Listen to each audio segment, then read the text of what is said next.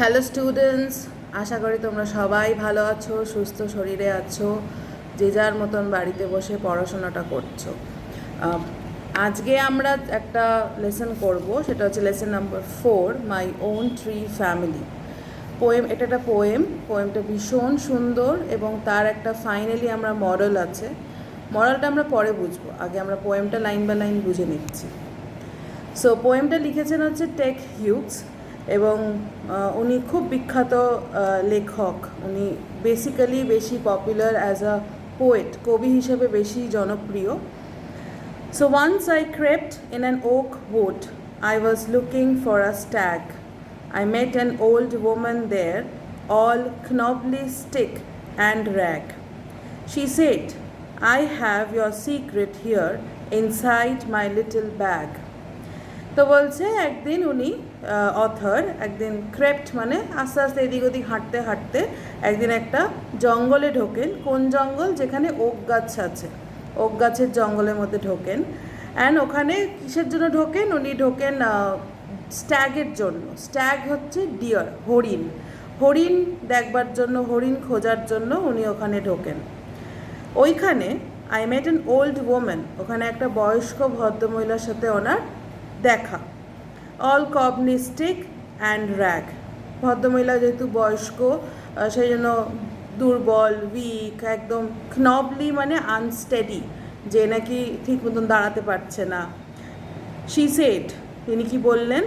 I have your secret here inside my little bag. তোমার সব, তোমার যাবতীয় যে গোপন তথ্য, গোপন কথা, এগুলো সব আমার এই ছোট্ট ব্যাগটার মধ্যে আছে। Then she began to cackle and I began to quake. She opened up her little bag and I came twice awake, surrounded by a staring tribe and me tied to a stake. তো উনি বারবার অনেক কিছু বলছেন, প্রলোভন দেখাচ্ছেন, ওকে বারবার বলছে এসো দেখো ব্যাগের মধ্যে তোমার সিক্রেটই আছে। এরকম দুবার উনি ব্যাগ খুলেছেন এবং দুবার যতবার ব্যাগ খুলছে ততবারই যেন অথরের মনে হচ্ছে, পোয়েটের মনে হচ্ছে যে ও তখন জ্ঞান ফিরছে। কিন্তু ফাইনালি ও যখন সেকেন্ড টাইম জ্ঞান ফিরল, তখন যেন মনে হলো ও অজ্ঞান ছিল। ওর সামনে বহু লোক, বহু মানুষ, একটু অন্য প্রজাতির ট্রাইবাল কোনো লোক ওর দিকে তাকিয়ে আছে, ওর দিকে চেয়ে আছে এবং ও একটা খুঁটির সাথে বাঁধা। তার মানে এইটা হচ্ছে একটা মোহ ছিল যে ব্যাগের মধ্যে কিছু আছে, সেটা দেখতে আসবে।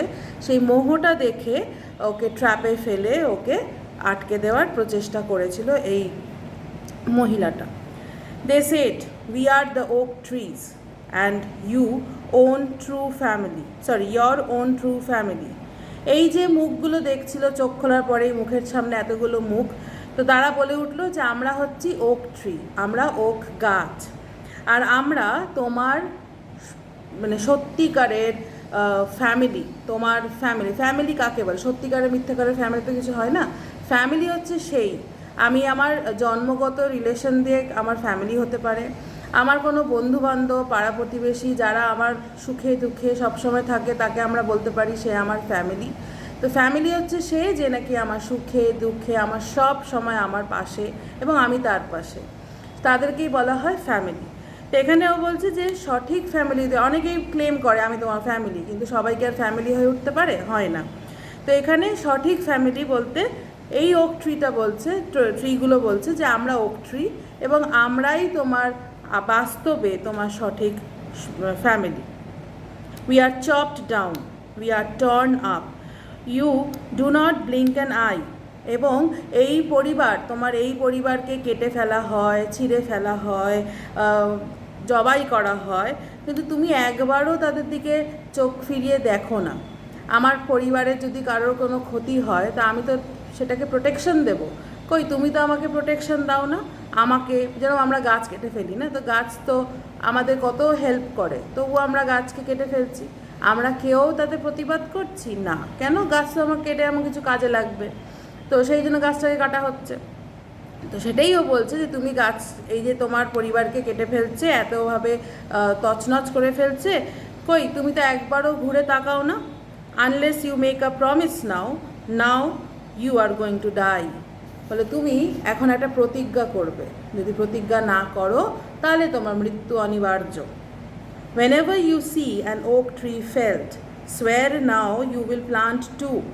বলে তুমি যদি কোনো দিন কোথাও কোনো জায়গায় দেখো যে কোনো একটা ওক গাছকে কেটে ফেলা হচ্ছে, তাহলে তুমি এক্ষুনি প্রতিজ্ঞা করো, সোয়ার মানে প্রতিজ্ঞা, প্রমিস করো যে তুমি তার জায়গায় দুখানা আরও ওক গাছ পুঁতে দেবে। একটা ওক গাছ কাটা হলে তুমি তোমার নজরে যদি পড়ে তাহলে তুমি দুটো ওক গাছ লাগিয়ে দেবে। Unless you swear, the black oak bark will wrinkle over you and root you among the oaks where you were born but never grew. তো বলছে তুমি যদি এই প্রতিজ্ঞাটা না করো তাহলে ব্ল্যাক ওক গাছ মানে যেটা সব থেকে অভিশপ্ত গাছ, সেই গাছের ডাল এসে তোমাকে এমন জাদু করবে, তোমার মৃত্যু সেখানে হবে এবং তোমাকে এমন জায়গায় পৌঁছে দেওয়া হবে সেখানে তুমি হয়তো জন্মগ্রহণ করেছো কিন্তু তুমি সেই জায়গাটায় বড় হওনি, একটা অচেনা জায়গায় পৌঁছে দেওয়া হবে তোমাকে। This was my dream beneath the boughs, the dream that alerted me. এটা অ্যাকচুয়ালি পোয়েট একটা স্বপ্ন দেখেছিলেন, ওনার কাছে স্বপ্নের মতনই লেগেছিল। এটা তো হতে পারে না যে কেউ আমাকে ট্র্যাপে ফেলে এরকমভাবে প্রতিজ্ঞা দেওয়াচ্ছে। তার স্বপ্নে এসে তাকে একটা অদ্ভুত ধরনের প্রতিজ্ঞা করিয়েছিল এবং অল্টার্ড মানে তাকে ভিতরের থেকে একটা মানুষকে চেঞ্জ করে দিয়েছিল। When I came out of the oak wood back to human company, উনি যখন আলটিমেটলি ওই জঙ্গল থেকে বেরিয়ে এলেন, মানব জাতির মধ্যে আবার মিশতে শুরু করলেন, my walk was the walk of a human child, but my heart was a tree.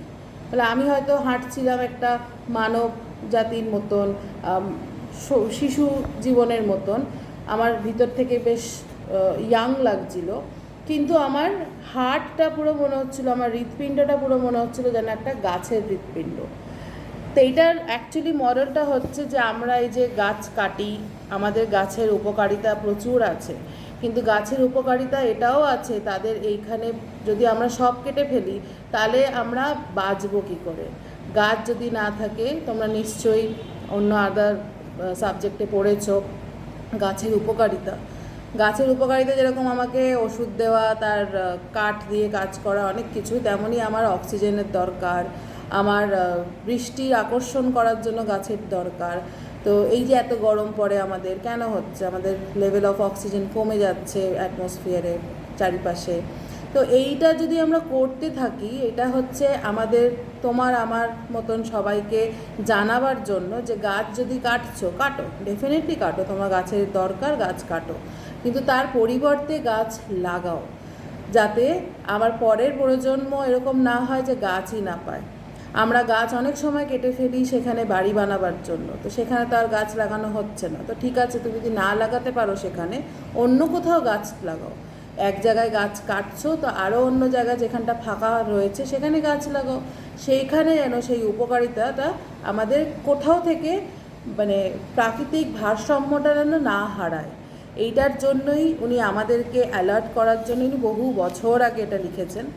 আমাদেরকে ওনার দূরদৃষ্টি অনেক বেশি ছিল, আমাদের কথা ভেবেছে। এই যে আমাদের করোনার সময় আমরা অক্সিজেনের এত অভাব কেন হয়েছে? অক্সিজেন অভাব দরকার ছিল না আমাদেরই, আমরা আমাদের মৃত্যুটাই আমাদের মধ্যে ট্র্যাপে ফেলেছি, আমরা নিজেরাই এই ট্র্যাপের মধ্যে পড়েছি। সো যাই হয়েছে, আমরা আমাদের নিজেদের কর্মের ফল ভুগছি।